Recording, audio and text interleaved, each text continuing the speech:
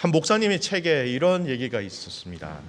여러분, 알프스 지방에 어리석은 새가 한 마리 살고 있었다고 해요. 그 새의 특징이 뭐냐면 그 새의 특징은 둥지가 없대요. 쉽게 얘기하면 보금자리가 없대요.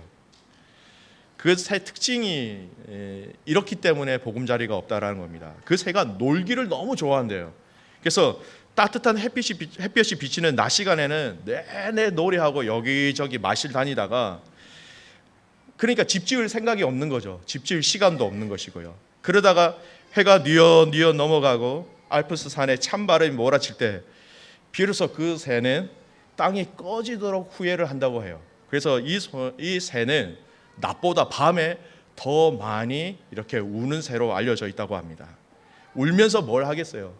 얼어 죽지 않기 위해서 막 울면서 결심을 하겠죠. 내가 내일은 꼭 집을 지으리라. 내가 내일은 꼭 집을 지으리라. 여러분, 그래서 그 지역에 있는 사람들이 이 새의 이름을 붙였는데요.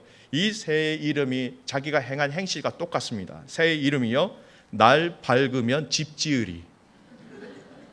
날이 밝으면 집 지은다라는, 그게 그 새의 이름이 되어버린 거예요. 근데 정작 날이 새고 따뜻한 햇살이 밤새 꽁꽁 얼었던 몸을 이렇게 풀어주기 시작하면 그 새는 지난밤의 후회와 결심을 다 잊어버리고 또 놀기 시작한다는 것이죠. 집을 지을 기회를 또 놓치게 되고 또 다시 추운 밤을 맞이하게 된다라는 것. 여러분, 인생 가운데 여러분이 이런 일들을 경험한 적이 있으십니까? 이거 해야 되는데 이렇게 되는 거 알고 있었는데 우려했던 일들이 일어나서, 여러분, 알고 있을 때 당하는 그 후회가 얼마나 큰지 아시죠? 우리 인생 가운데 후회가 없는 사람이 어디 있겠습니까? 그런데 여러분, 그 결과를 뻔히 알고도 아무런 준비 없이 아무런 변화 없이 그런 일들을 경험하였다 하면요, 여러분, 그것은 후회의 차원을 좀 뛰어넘는 것 같아요. 자기 인생을 막 이렇게 버리게 되거나 그 어느 누구도 탓할 수 없는 문제가 되어버리는 것이죠. 어제 오늘 읽은 이 본문은요, 예수님께서 종말의 때와 종말의 징조에 대해서 말씀하고 계신 말씀이에요. 종말의 때 환란이 있을 것이다. 거짓 선지자들이 미혹할 것이다. 그 일 후에 인자가 구름을 타고 올 것이다. 그것을 너희는 분명히 볼 것이다. 이거 절대적으로 변함없이 이루어질 것이다. 내일의 말씀도 계속해서 반복적으로 이 종말의 말씀을 얘기하고 있습니다. 그동안 우리가 신앙생활을 하면서 줄곧 들어왔던 종말의 환란과 징조에 대한 것들, 그 마지막 내용을 예수님께서 친히 자세하게 말씀하고 계신 것이죠. 여러분, 문제는 우리가 이 종말의 때를 기다리고 다시 오실 예수님을 기다리고 있는 우리의 현재의 삶이 너무나 막연하게, 너무나 추상적으로 여기면서 우리의 삶에서 정말 주님이 다시 오실 것이다라는 그 기대감과 그 준비하고는 상관없는 그냥 평범한 삶이 되는 것이 지금 이 시대를 살아가고 있는 성도들이 뛰어넘어야 될 문제라는 것입니다. 종말이라는 것을, 예수님이 다시 오신다는 것을 전혀 의식하지 않고 살아갈 때 마치 우리가 이 땅에서 영원히 살아갈 것이다 라고 생각하면서 예수님을 믿고 있음에도 불구하고 이 종말의 때를 종종 우리의 신앙 속에서 덮어놓거나 잊어버리고 살 때가 있다라는 것이죠. 마치 우리가 종말의 징조를 보고 있으면서도 지금 이때가 종말의 때인 것을 모르고 있는 것과 동일한 의미입니다. 이 땅에 좀 더 쌓아두자. 이 땅의 낙을 좀 더 누리자. 이 땅에서 좀 더 견고하게 좀 지내보자. 어느 정도의 이 땅에서의 안정감과 평안함이 필요하지요. 그런데 마치 주님이 다시 오실 것이라는 것을 전혀 모르는 것처럼 우리의 매일의 삶 속에서 다시 오실 주님, 그 재림의 주님, 그 종말의 때가 전혀 우리의 입술과 우리의 기도와 우리의 선택과 우리의 판단 가운데 전혀 묻어나지 않는 거 있는 것. 여러분, 이거 심각한 문제 아니겠습니까? 오늘 25절 말씀을 보십시오. 보라, 내가 너희에게 미리 말하였노라 라고 말씀하고 계십니다. 먼저 미리 우리에게 알려주신다라는 의미지요. 왜요? 이때가 너무 중요하기 때문에 이 날에 대한 의미와 해석들을 예수님께서 먼저 해주신 것이죠. 궁극적으로 내가 먼저 너에게 얘기한다라는 그 의도가 뭘까요, 여러분? 준비해라는 말씀입니다. 이 환난과 이 징조가 나타나는 것을 보면서 이제 내가 다시 올 것이다라는 것을 너희는 알고 깨어 있으면서 준비해야 돼. 궁극적으로 예수님께서 마태복음 24장과 25장 이번 주 목요일까지 읽어야 될 말씀이에요. 이 말씀을 통해서 우리에게 말씀하시는 게 무엇이냐? 너희들 이제 준비해야 돼. 내가 왜 미리 먼저 알려주는지 알아? 이거 준비해라고 먼저 알려주는 거야. 그런 말씀인 것이죠. 여러분, 날 밝으면 집 지으리라는 이 새처럼 반복적으로 준비해야지, 좀 더 기도해야지, 좀 더 말씀 앞에 서야지, 좀 더 거룩해야지 이렇게 하다가 정말 주님이 오시는 그날 행여나 혹시나 그럴 일이 일어나면 안 되겠지만 우리가 땅을 치고 통곡하고 후회하는 일이 없도록 예수님께서 미리 너에게 말하노라라고 말씀하신 거예요. 특별히 오늘 이 본문의 말씀은요, 정말 많은 설교의 포인트들이 정말 많이 있어요. 이걸 다 할 수는 없고요.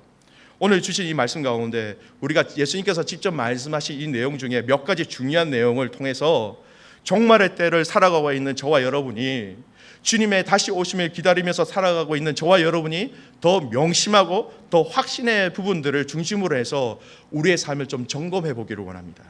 그래서 여러분, 저와 여러분이 이 말씀을 통해서 잘 준비되어진 성도, 잘 준비되어진 교회가 되기를 주님의 이름으로 축복합니다. 여러분, 이 말씀을 관하여서 저희들에게 주시는 말씀이 있어요. 32절 말씀을 보십시오. 무화과 나무 잎이 무성해지면 여름이 오는 것처럼, 아는 것처럼 이런 일들이 일어나면 이 때가 가까웠다라고 때에 대해서 말씀하시죠. 환난의 때가 있으면, 또 핍박의 때가 있으면 이런 일들이 이제 내가 다시 올 것이다, 이 일 이후에 내가 올 것이다 라고 말씀하시고 있는데요, 오늘 이 말씀 가운데 우리가 한 가지 그냥 이렇게 쉽게 이렇게 넘겨버릴 수 있는, 간과하기 쉬운 이 종말의 때의 사인이 하나 있어요. 그걸 먼저 한번 좀 살펴보겠습니다. 여러분, 예수님께서 이 예루살렘에 입성하시고요, 예수님은 성전에서 바리새인들, 서기관, 백성의 장로들, 대제사장들과 줄곧 계속해서 말씀하셨어요. 이 성전에서 21장 23절 말씀이에요. 지금부터 약 열흘 전 여러분의 큐티 말씀이에요. 예루살렘에 입성하셔서 성전에 들어가시고 난 다음에 계속해서 어제 토요일 본문까지 말씀은 성전에서 계속해서 말씀하셨습니다. 그리고 어제 본문의 말씀에 성전에 나오시면서 예수님께서 이제는 두 번 다시는 공생의 기간 동안 이 성전에 들어가지 아니하셨어요. 그리고 나오시면서 무슨 말씀을 하시느냐? 이 성전 파괴를 예언하시면서 종말도 이와 같을 것이다 라고 말씀하고 있습니다. 그러니까 이 종말이 이 성전이 무너지는 것과 별개의 내용이 아닌 상관되어져 있다는 것을 우리가 충분히 유추할 수 있어요. 어제 읽었던 토요일 24장 2절 말씀에 보면 이런 말씀이 있습니다. 돌 하나도 돌 위에 남지 아니하고 다 무너뜨려지리라, 이렇게 말씀하십니다. 성전이 무너진다는 얘기죠. 왜입니까, 여러분? 왜가 중요해요. 예수님께서 이 예루살렘에 오셔서 이 성전에서 이스라엘의 영적 진단을 내리신 거예요. 그 결과입니다. 성전이 더 이상 성전의 본래의 기능과 그 사명을 감당하지 못하고 있구나라는 것을 예수님께서 진단하셨던 거예요. 여러분, 성전에서 그 어느 누구도 예수님의 마음에 합한 자가 없었습니다. 백성을 인도하고 잘 지도해야 될 바리새인들과 서기관들과 백성의 장로들과 제사장들까지 이 하나님 나라의 비밀에 대해서 예수님을 통해서 들었을 때에 그것을 들어도 깨달지 못하고 오히려 외식하는 자로서 예수님을 죽이고자 했던 그 마음들이 강해졌다라는 것입니다. 이 성전이 예수님께서 뭐라고 말씀하십니까? 강도의 소굴로 만들었다라고 말씀하시는 거예요. 예수님께서 이 성전에 있으시면서 가르칠 때에 마땅히 이 성전에서 일어나야 될 회개하고 자복하고, 그러면 우리가 어떻게 하면 이 하나님 나라에 들어갈 수 있습니까? 라고 하나님 앞에 엎드리면서 회개해야 될 이스라엘 백성들이 단 한 명도, 그들 중에서 그 지도자들 중에서도 단 한 명도 이것을 묻지 않았다라는 것입니다.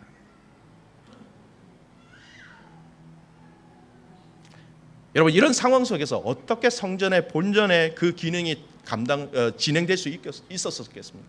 불가능이죠.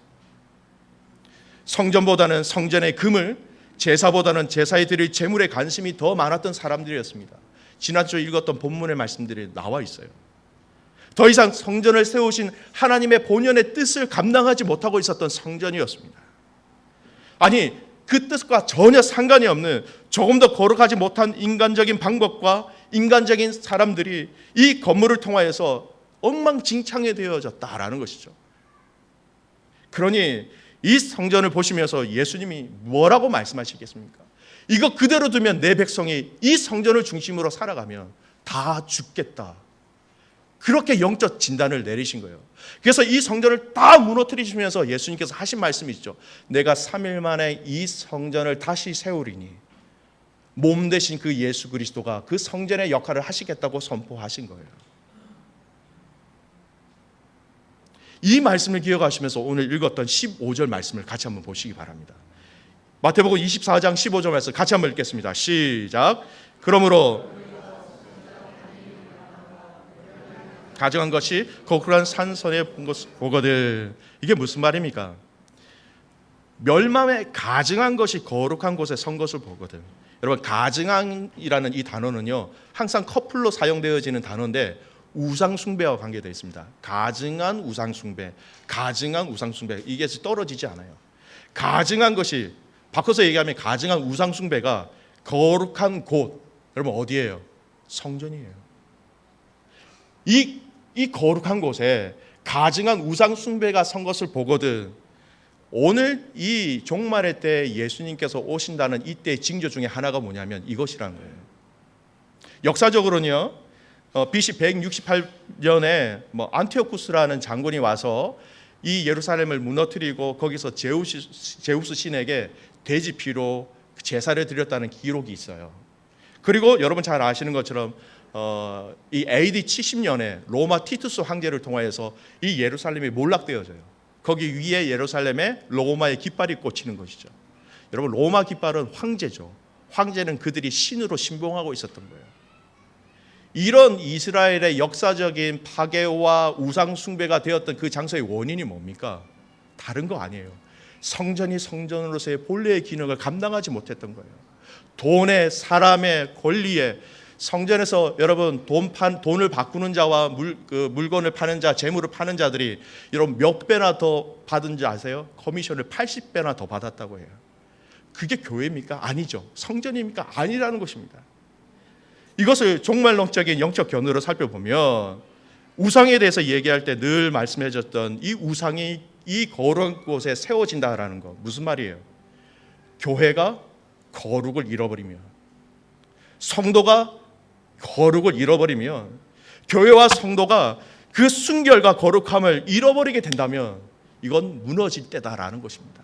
주님 오실 때가 더 다 됐다라는 것이죠. 주님의 재림의 날의 징조를 예수님께서는 말씀을 통하여 이걸로 얘기하고 계십니다. 정말 그런 일이 일어나지 않았으면 좋겠지만 안타까운 마음으로 성도와 교회 가운데 이런 일들이 일어날 때 이 종말의 때다라고 말씀하고 계신 거예요. 이 말씀을 다른 말씀에 한번 찾아봤으면 좋겠습니다. 데살로니가 전서 2장 3절 말씀입니다. 같이 한번 읽겠습니다. 시작.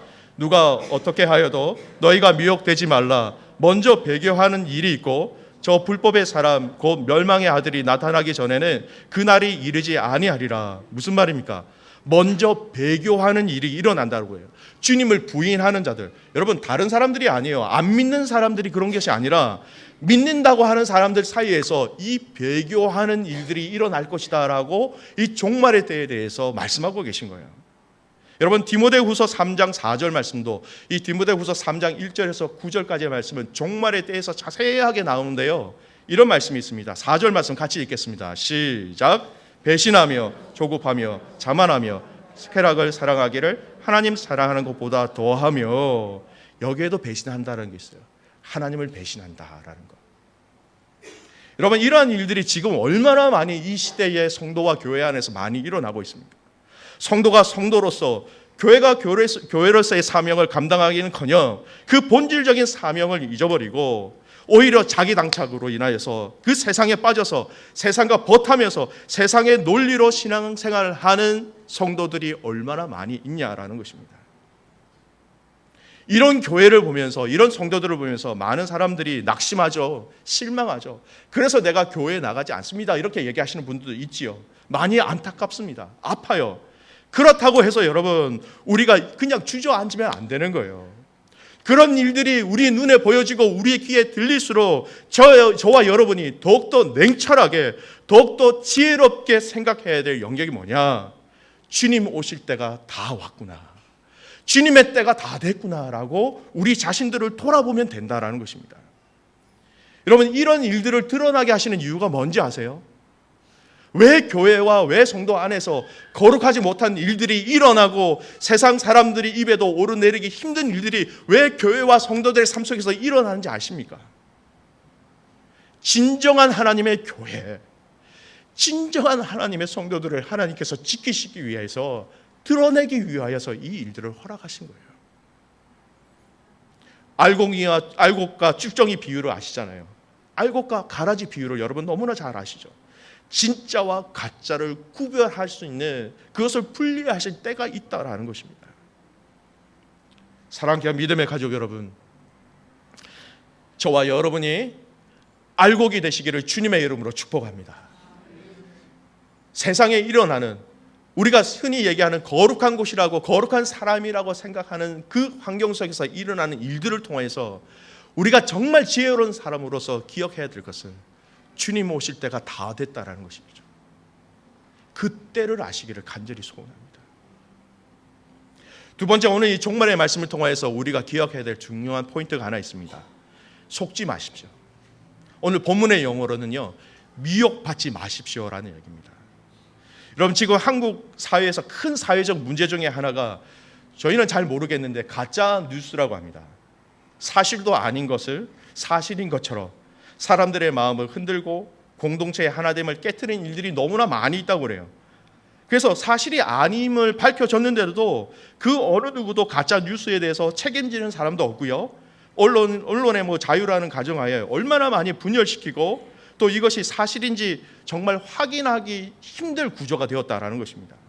그리고 본인이 직접 이렇다라고 밝혀도 저거 거짓말이야, 진실을 얘기해도 이 가짜 뉴스 때문에 진실이 덮여지는 그런 사회적 구조가 있다고 그래요. 근데 여러분, 신앙생활도 마찬가지예요. 이 종말의 때의 징조가 바로 이 가짜 뉴스예요. 여러분, 오늘 마태복음 24장 24절 말씀 보십시오. 거짓 그리스도들과 거짓 선지자들이 일어나 큰 표적과 기사를 보여 할 수만 있으면 택하신 자들을 미혹하리라, 이렇게 말씀하고 있습니다. 미혹한다는 게 mislead, 잘못 인도하는 거예요. 잘못 인도하는데 따르는 자들이 그게 속아가지고 그냥 따라간다는 겁니다. 오늘 말씀 보십시오. 거짓 그리스도들과 거짓 선지자들이라고 얘기하면서 복수형을 얘기합니다. 한 번, 두 번이 아니라는 거예요. 한두 사람이 아니라는 거예요. 너무 많다라는 것이죠. 여기에 더 큰 문제가 하나 더 있습니다. 오랫동안 신앙생활을 해오신 분들이 너무나 쉽게 넘어가는 유혹이 하나 있지요. 그게 뭐냐? 표적과 기사에 대한 부분입니다. 심지어는 거짓 선지자들과 거짓 그리스도라는 사람들이 큰 표적과 기사를 보여서 할 수만 있으면 택하신 자들을 미혹한다라고 얘기하고 있어요. 여러분, 예를 하나 들어드릴게요. 예를 들어서 저희 옆에 큰 교회가, 아니면 작은 교회가 있다고 생각해 보세요. 근데 그 교회에서 여러분 엄청난 일들이 일어나기 시작한 거예요. 죽은 자가 살아나는 놀라운 기적의 역사가 그 교회에서 일어났습니다. 여러분, 별로 놀랍지 않으시네요. 예수님이 하신 기적처럼 오병이어의 사건이 그 교회에서 일어났어요. 지금으로 얘기하면, 예를 들어서 제가 1,000불을 헌금했는데 그게 엄청난 헌금으로 다시 나에게 돌아온다, 그런 예를 들 수가 있겠죠. 귀신이 쫓겨나는 기적과 역사를 일어난다, 한번 가정을 해보십시오. 여러분, 그런 교회가 우리 근처에 있다고 생각해 보십시오. 그러면 여러분, 우리가 무엇을 해야 할까요? 그런 놀라운 기적과 역사가 지금 일어나고 있다고 생각할 때, 옆에 있는 교회에서 일어나고 있다고 생각할 때 여러분 어떻게 하실래요? 우리 다 그쪽으로 가야 됩니까?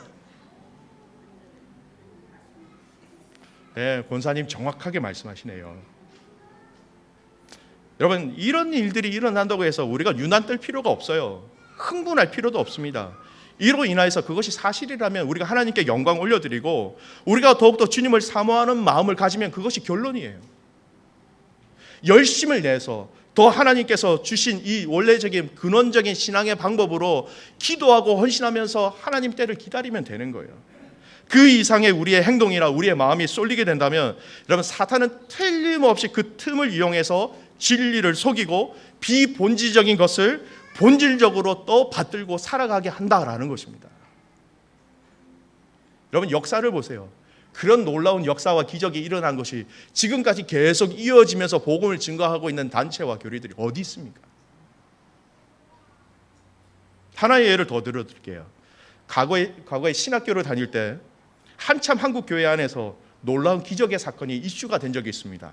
여러분, 아마 그 자리에 있었던 분들도 있을 수도 있지요. 저는 그 자체를 부정하지 않습니다. 근데 그 자체를 받아들이는 성도들의 태도에 대해서 큰 심각한 문제가 있다라는 것이죠. 여러분, 이빨 충치가 있을 때 이걸 덮어쓰는 그 쇳덩어리 비슷한 게 있는데 그게 아말감이라고 그래요. 저는 아직 충치가 없어서 씌우지는 않았지만 아말감을 씌웠는데 어떤 집회를 통해서 그 아말감이 금 이빨로 바꾸어지는 기적과 역사가 있었다고 해요. 여러분, 저는 그 역사에 대해서 부정하지는 않습니다. 그런데 이 일들이 일어나자마자 그 집회를 다녀오신 분들이 믿음의 공동체 교회 안에서 목사님에게, 장로님에게, 많은 성도들에게 뭐라고 얘기하냐면, 목사님, 장로님, 우리 그곳으로 가야 됩니다. 놀라운 기적입니다. 우리 빨리 가야 됩니다. 여러분, 그래서 얼마나 많은 목사님들과 교회가 그 공동체, 그 단체에 모여드는지 모릅니다. 이것이 신학교에 있었을 때의 문제였어요. 그때 조직신학을 공부하는 그 시간에 이것을 질문하면서 그 교수님이 저에게 하신 말씀이 있어요. 잊지 못할 굉장히 중요한 이 종말의 때를 기다리는 저와 여러분이 알아야 할 사실의 하나, 진리가 하나가 있어요. 그 교수님이 하신 말씀이 뭐냐면, 여러분, 사실이 진리가 아닐 때도 있습니다라는 거예요. 세상의 원리로 이것이 사실이라 해도 그것이 하나님의 원리와 방법과 영광이 아니면 사실이라 할지라도 그것은 진리가 아닙니다라고 얘기하신 거예요. 여러분, 우리가 그 진리가 아니다라는 그 기준을 판별할 수 있는 방법이 뭔지 아세요? 그것이 바로 성경이라는 거예요. 캐논, 바꾸지 않는 정확한 기준, 이 성경을 가지고 여러분, 우리가 이것이 진리인지 가짜인지 판결해야 한다고 성경은 얘기하고 있습니다. 요한 1서 4장 6절 말씀 같이 한번 말씀 읽겠습니다. 시작. 우리는 하나님께 속하였으니 하나님을 아는 자는 우리의 말을 듣고 하나님께 속하지 아니한 자는 우리의 말을 듣지 아니하나니 진리의 영과 미혹의 영을 이로써 아느니라. 진리의 영과 미혹의 영을 어떻게 안다고요? 우리가 하나님께 속하였으니 우리가 하나님의 아는 이 진리의 말, 하나님께 속한 자들이 하나님의 말을 증거할 때에 그들이 이 말에 따르면, 순종하면 진리를 아는 것이고, 순종하지 아니하면 이거는 미혹의 영으로서 이걸 안다라는 것입니다. 무슨 말입니까? 하나님의 말씀이 기준이라는 거예요. 이 기준을 알면 보인다라는 것이죠. 말씀이 무엇이라고 하신지 알면 이것이 진리인지 거짓인지 알게 된다라고 말씀하고 계신 거예요. 그래야 우리는 미혹에 받지 않게 되고, 이 미혹의 영이 다가와서 우리를 혼란스럽게 하고 우리를 어지럽게 할 때에 정확한 캐논, 정확한 이 말씀의 진리를 통해서 우리는 정확하게 분별할 수 있다는 것이죠. 여러분, 미혹의 영에 속지 않기를 주님의 이름으로 축복합니다. 이 말씀을 정확하게 아시고 이 말씀의 날카로운 검으로 미혹의 영이 다가올 때에 잘라내셔야 한다는 것이죠. 속이는 사람들, 속이는 신앙의 노선들, 속이는 신앙의 주제들이 여러분 이 땅에 얼마나 많은지 모릅니다. 다시 한 번 더 여러분에게 권면합니다. 유튜브 함부로 보시면 안 돼요. 맞는 것처럼 들리지만 앞뒤를 조합해보면 비진리가 아닌 것이 너무나 많이 있어요. 말씀으로 무장되어 있지 않으면, 여러분 제가 개런티 하는데요, 자유주의자들과 여러분이 10분만 대화를 하시면 여러분 이 성경의 권위와 이 부활과 예수님께서 하신 기적에 대해서는 여러분 확신할 수 없을 정도로 그들의 논리는, 인간적인 논리는 완벽하다 할 정도로 강해요. 뭡니까? 말씀을 통해서 우리에게 주신 이 진리에 대한 확고한 믿음이 없으면 우리의 기준 여러분 없어지게 될 뿐만 아니라 말하는 족족 다 넘어가게 된다라는 것입니다. 몰몬교, 신천지, 여호와의 증인 666 진리가 아니라고 얼마나 많이 했습니까? 그럼에도 불구하고 그 비진리 집단에 넘어가는 60%가 믿음이 있는 사람들이 넘어가고 있다는 거 여러분 알고 계십니까? 진리를 모르기 때문이에요. 기준이 무엇이 정답인지 이 말씀에 대한 기초가 확신이 없으면 세상이 요동치는 그 원리와 방법으로 우리의 신앙생활을 그대로 영향을 받게 된다는 것입니다. 사랑하는 교회 믿음의 가족 여러분, 다시 한 번 더 이 거짓에 속지 않기를 주님의 이름으로 축복합니다. 그래서 거짓이라는 것을 딱 드러내놓고 증명한 것이 무엇입니까? 말씀이에요. 뭔가 이상한 것이, 이상한 소문이, 이상한 소식이 들리면 말씀 앞에 보시고 그 말씀을 통하여 그것을 판단하시고 그것을 잘라낼 수 있는 여러분 건강한 성도들이 되셔야 한다는 것입니다. 세상에 유혹거리가 얼마나 많이 있는지 아세요? 특별히 믿는다고 하는 이 믿음의 사람 속에 이게 가장 영적이다라는 그 이름을 토대로 하여서 우리의 믿음의 신앙의 그 발걸음에 장애물을 놓을 때가 너무나 많다는 것입니다. 여러분, 이 종말을 기다리는 저와 여러분이 다시 한 번 더 붙잡으셔야 될 것, 이미 우리에게 허락하신 이 말씀 위에 굳게 서기를 다시 한 번 더 주님의 이름으로 축복합니다. 마지막 세 번째, 여러분 이 마태복음 24장하고 25장 이 종말에 대해서 계속해서 말씀하시는 것인데요, 오늘 이 본문에는 나와 있지 않지만 예수님께서 종말에 대해서 또 바울 서신의 종말에 대해서 계시록의 종말에 대해서 말씀하실 때마다 빠지지 않는 하나의 동사의 단어가 있어요. 그게 뭐냐면 깨어 있으라라는 겁니다. 마태복음 24장 이번 주의 목요일까지 저희들이 이 예언의 종말의 말씀을 묵상하는데요, 마태복음 24장 42절에 그러므로 깨어 있으라 너희 날에 너희 주가 어느 날에 너희 주가 임할지는 너희가 알지 못함이다. 깨어 있으라고 말씀하십니다. 마태복음 25장 13절 그런즉 깨어 있으라 너희 그날과 그때를 알지 못한다. 골로새서 4장 2절 말씀 기도를 계속하고 기도에 감사함으로 깨어 있으라. 요한계시록 16장 15절 말씀인데 이 말씀 같이 한번 읽겠습니다. 똑같은 깨어 있으라는 말씀이에요. 보라 내가 도둑같이 오리니 누구든지 깨어 자기 옷을 지켜 벌거벗 다니지 아니하며 자기의 부끄러움을 보이지 아니하는 자는 복이 있도다. 요한계시록 말씀까지 계속해서 믿음의 성도들을 향해서 하시는 말씀이 뭡니까? 깨어 있으라, 깨어 있으라라는 거예요. 여러분 한번 당연한 질문인데요, 아마 당연한 쉽게 답할 수 있는 내용인데 제가 질문을 하나 드릴게요. 여러분 깨어 있지 않으면 뭐 하고 있는 것이죠? 다시 한 번 더, 너무 어려운 질문이 아니라 쉬운 질문입니다. 여러분 만약에 깨어있지 않으면 반대는 뭐예요? 여러분 잠자는 것이죠.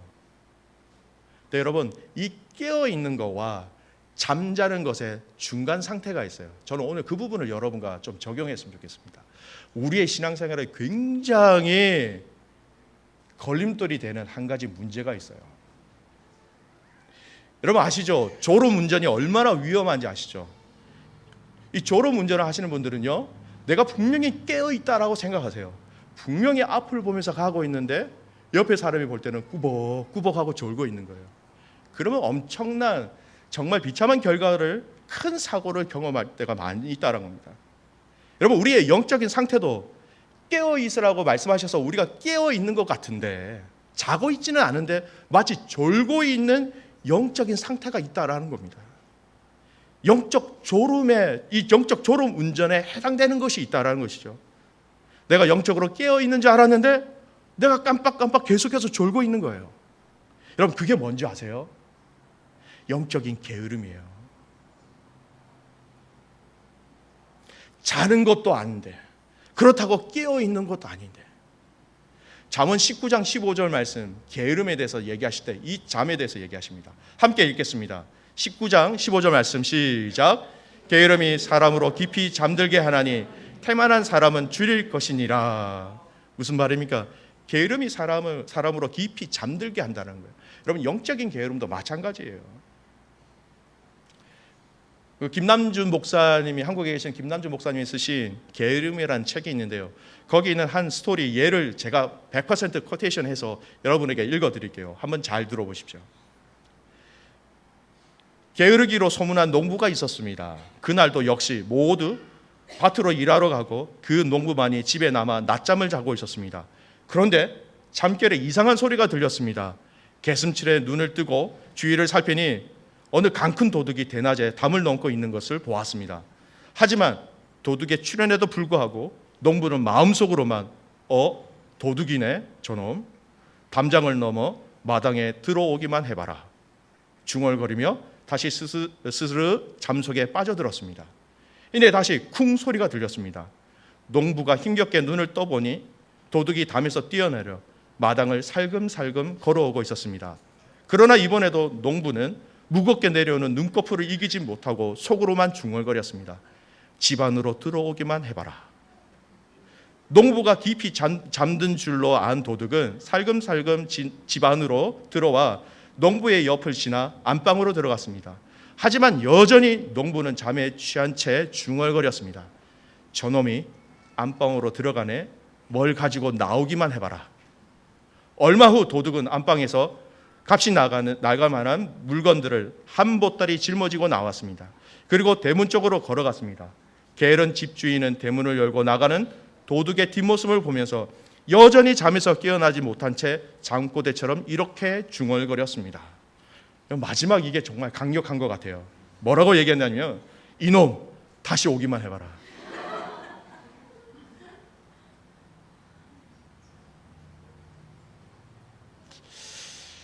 여러분 이 김남주 목사님 쓰신 이 게으름이라는 이 책에 부제가 있는데요. 그 부제처럼 같이 들어가 있는 문구가 있어요. 거룩한 삶의 은밀한 대적이라는 거예요. 드러내고 달려오는 대적은 우리가 알고 싸울 수 있는데 우리도 모르는 사이에 은밀하게 다가오는 대적 중에 하나가 있는데 그것이 영적인 게으름이라는 거예요. 여러분 사람들의 의식 속에서는 이 게으름이 죄라고 생각하지 않아요. 그런데 성경을 보면 이 게으름은 타락한 본성의 하나라고 그 열매, 그 결과라고 성경은 얘기하고 있습니다. 그래서 잠언 13장 4절에 보면 게으른 자는 마음으로 원하여도 얻지 못하나라고 얘기하고 있습니다. 여러분이 우리가 영적으로 깨어있기 위하여서 졸지 않기 위해서 저와 여러분이 조심해야 될 것이 바로 이 영적 졸음에 해당되는 영적 게으름이라는 것입니다. 잘 보세요. 종말의 징조의 때도 알고 있습니다. 미혹을 받지 않기 위해서 깨어 있어야 하는 것도 다 알고 있어요. 그럼에도 불구하고 이 영적 게으름이 얼마나 많은 믿음의 사람들과 믿음의 군사들을 졸고 있게 만들고 있는지 아십니까? 여러분이 혹시 지금 영적인 게으름에 잡혀 있다면 여러분 벗어나기를 주님의 이름으로 축복합니다. 영적 게으름, 영적 졸음이라는 것은 여러분 자고 있는 거라 별반 다름이 없다라는 거예요. 여러분 게으른 자들의 특징이 있죠. 가장 눈에 띄는 특징이 뭔지 아세요? 핑계거리가 많습니다. 이것 때문에 저것 때문에 저 사람 때문에 아이들 때문에 재정 때문에 날씨 때문에 건강 때문에 날이 좋아도 문제, 날이 안 좋아도 문제. 내 취향에 맞지 않습니다. 내 적성에 맞지 않습니다. 여러분 핑계거리가 많다는 것은 내가 게으르다는 거예요. 여러분 부지런한 사람들에게는 그런 일들이 그런 환경이 주어지지 않을까요? 아니에요. 똑같이 주어집니다. 누구나 똑같은 유혹을 받고 누구나 똑같은 이 게으름의 유혹이 다 있다라는 거예요.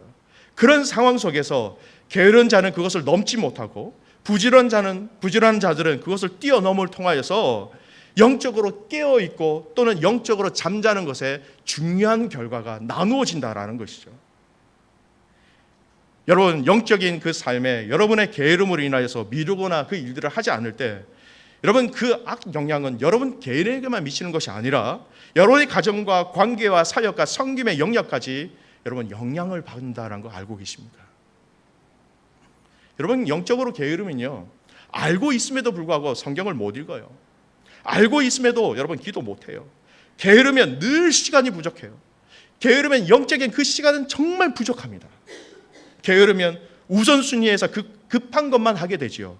그러면 가장 중요한 것은 뒷전으로 밀리게 된다는 거예요. 저와 여러분에게 가장 중요한 것이 무엇입니까? 여러분과 저에게 하나님께서 주신 이 보혈의 능력을 통하여서 이 값진 하늘나라의 비밀을 우리에게 알려주셨는데, 그래서 내가 너희들에게 먼저 알려주신다라고 말씀하고 계시는데, 그렇게 자기의 생명을 다 피 흘리시기까지 우리를 구원하시기 위하여서 오신 그 예수님이 우리에게 먼저 말씀해 주신 이 하나님 나라의 진리를 여러분 얼만큼 소중하게, 얼만큼 값진 것으로 여러분 여기시고 받아들이시고 반응하고 계십니까? 사랑하는 귀한 코너스트 한인교회 믿음의 가족 여러분, 영적인 게으름, 영적인 나태함을 물리치시기를 주님의 이름으로 축복합니다. 여러분 깨어 있으셔야 돼요. 더 이상 조시면 안 돼요. 여러분 졸면 주인이 오시는 거 놓쳐버려요. 여러분 졸면 매번 사단이 우리를 이렇게, 더 쉽게 표현하면 우리가 졸면요 매번 사단에게 당하기만 당합니다. 사단의 노략질이나 장난질에 매번 당한다라는 거예요. 졸면요. 여러분 계속해서 반복되어지는 여러분의 영적인 상태를 무너뜨리는 그 일들, 여러분 혹시 지겹지 않으세요? 그 영역을 자세히 살펴보면 그것을 이기지 못하는 하나의 원인이 거의 근원적으로 99%가 영적인 게으름이 있다는 것입니다. 사랑하는 믿음의 가족 여러분,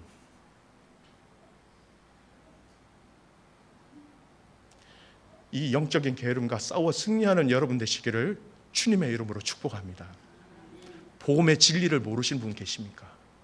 어떻게 하나님 나라 가는지 모르시는 분이 계세요? 아니잖아요. 이제는 우리가 졸지 않기 위해서 여러분 서로를 위해서 깨워주고, 서로가 졸고 있으면 어깨를 쳐서 말로서 여러 가지 방법으로서 졸지 않도록 함께 깨워서 이 믿음의 전진들을 해 나가야 한다는 것입니다. 마지막 히브리서 6장 11절 12절 말씀으로 결론을 맺겠습니다. 여러분 이 말씀을 같이 한번 읽었으면 좋겠습니다. 함께 읽겠습니다. 우리가 간절히 원하는 것은 너희 각 사람이 동일한 부지런함을 나타내어 끝까지 소망의 풍성함에 이르러 게으르지 아니하고 믿음과 오래 참음으로 말미암아 약속들을 기업으로 받은 자들을 본받는 자 되게 하려는 것이니라. 아멘. 너희 각 한 사람 한 사람이 동일한 부지런함을 통하여서 끝까지 소망의 풍성함에 이르기를 원한다. 히브리서 기자가 그렇게 얘기하고 있습니다. 그러기 위해서 게으르지 아니하라. 게으르지 아니하고 믿음과 오래 참음으로 말미암아 약속의 기업을 받은 자들을 본받는 자가 되게 하라. 무슨 말입니까? 다른 거 아니죠. 졸지 마라. 영적인 게으름으로부터 탈출해라. 그래서 영적인 건강함으로 하나님 앞에 부르짖을 때에 너희들의 그 모습이 약속을 기업으로 받은 자들에 대해서 롤모델이 될 것이다 라고 얘기하고 있습니다. 사랑하는 우리 남편 여러분, 아내에게 영적인 부지런함을 보여주시기를 주님의 이름으로 축복합니다. 아내에게도 권면합니다. 사랑하는 남편들에게 영적인 부지런함을 보여주시기를 간절히 소원합니다. 여러분들에게 다 선포합니다. 우리 자녀들에게 영적인 부지런함이 유산으로 물려줄 수 있도록 여러분의 삶을 보여주시기를 간절히 소원합니다. 사랑하는 귀한 믿음의 가족 여러분, 하나님께서 우리에게 이 코너스드 한인교회를 허락하셨잖아요. 이 교회가, 이 시드니 땅에 저 교회가 영적으로 살아있구나, 영적으로 참 부지런하구나, 그런 본을 보여줄 수 있는 교회가 되시기를 주님의 이름으로 축복합니다. 말씀의 결론을 맺습니다. 주님이 오실 그날 우리 함께 기쁨으로 준비하십시다. 혼자 못합니다. 세상의 타락과 성도들의 거룩함을 보지 못하면서 실망하고 낙심하는 것이 아니라 철저하게 우리 자신들을 돌아봅시다. 점검합시다. 거짓의 영에 미혹되지 않기 위해서 여러분 말씀 위에 굳건히 서시기를 바랍니다. 말씀 앞에서 여러분의 온전함을 드러내십시오. 깨어있기를 바랍니다. 졸지 않기를 바랍니다. 자고 있으면 서로 깨워주십시오. 서로 졸지 않도록 계속해서 영적인 자극제가 되어주십시오. 그래서 저와 여러분이 주님 오시는 그날 이 자리에 함께한 모든 성도뿐만 아니라 우리의 자녀들까지도 예수님이 다시 오셨을 때에 한 사람도 빠짐없이 그 자리에 서 있는 그 주님의 오심에 기쁨으로 찬양하는 모든 주인공 되시기를 주님의 이름으로 축복합니다. 주신 말씀 기억하면서 우리 이 찬양으로 영광 올려드렸으면 좋겠습니다.